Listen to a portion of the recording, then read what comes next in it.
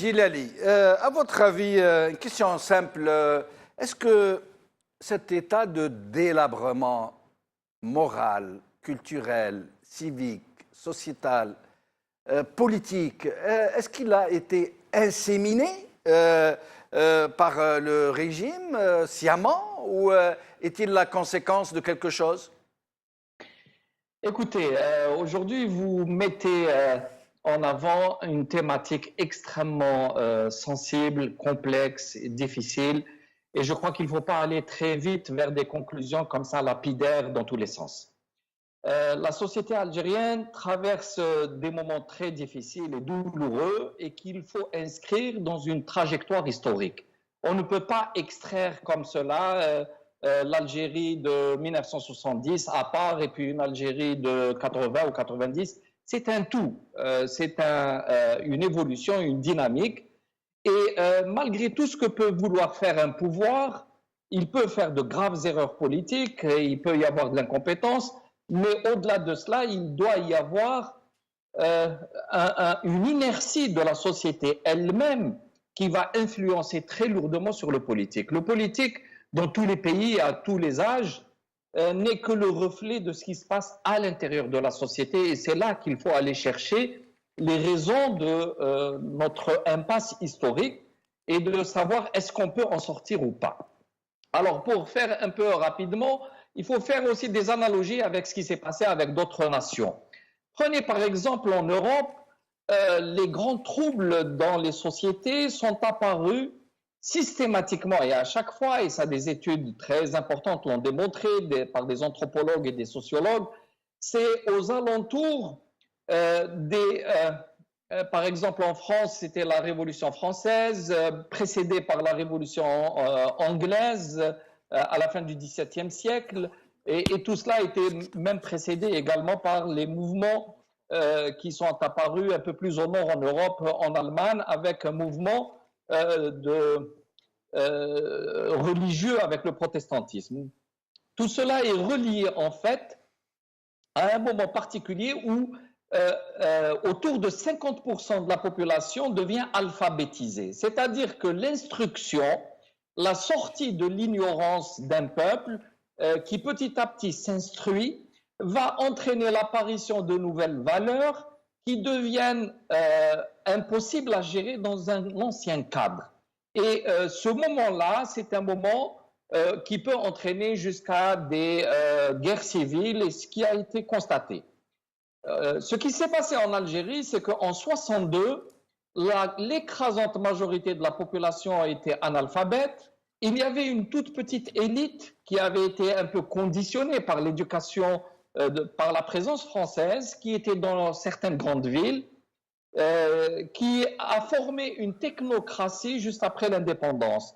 Mais après l'indépendance, justement, ce sont entre guillemets, les seigneurs de la guerre qui ont pris le pouvoir et qui ont utilisé cette technocratie dans les limites de son pouvoir.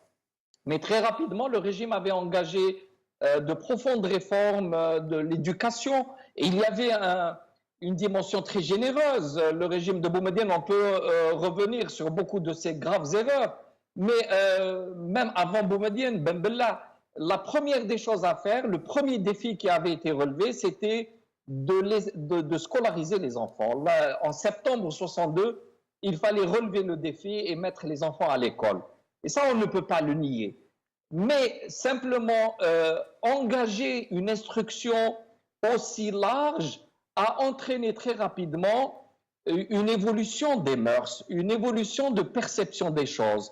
Et dès la fin des années 70, par l'instruction des filles en particulier, il y a eu des bouleversements dans la structure de la société. Bien sûr que le pouvoir a fait des erreurs, qu'il a aggravé des situations, qu'il a mal géré des réformes, mais tout cela, ça s'est vu ailleurs. Mais pourquoi la société algérienne a été extrêmement sensible à ces erreurs-là? Eh bien parce qu'elle a commencé à perdre ses référents. La société traditionnelle, qui très longtemps a été hégémonique, qui gérait les hommes, vous savez très bien que depuis la naissance jusqu'à la mort, chaque individu algérien avait un destin tracé. Il devait faire le métier que les parents avaient décidé, il était lié totalement au groupe il devait se marier avec la fille choisie par la famille et toute sa vie était tracée. Or, le monde moderne, celui qu'on commençait à palper à partir des années, après l'indépendance en tout cas, lui exigeait autre chose. Il voulait de la mobilité, il voulait que les individus s'impliquent, s'engagent dans une société ou dans une entreprise, qu'ils s'autonomisaient par rapport au groupe, parce qu'il avait maintenant de nouvelles obligations vis-à-vis de son environnement professionnel, de son environnement familial, de son environnement de voisinage. Et petit à petit, les liens traditionnels se disloquaient et étaient remplacés, mais de façon complètement anarchique, par de nouveaux liens qui, petit à petit, ont fait que les référents, la structure psychologique, les structures de la société traditionnelle ne répondaient plus aux besoins de l'individu. Et c'est ainsi que petit à petit, sorti du groupe, l'individu se retrouvait noyé dans un océan où il perdait ses repères.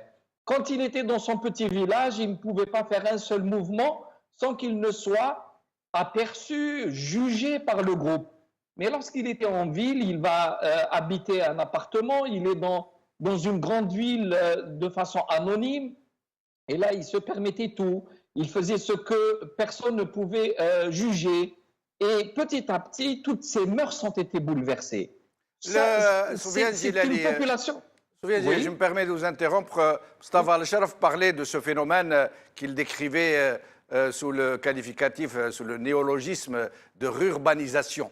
Et vous avez vous-même écrit un livre très intéressant sur ces thèmes-là. Si vous êtes chez vous et que vous pouvez nous présenter le livre comme ça, pour qu'on voit et qu'on puisse encourager nos téléspectateurs à le lire.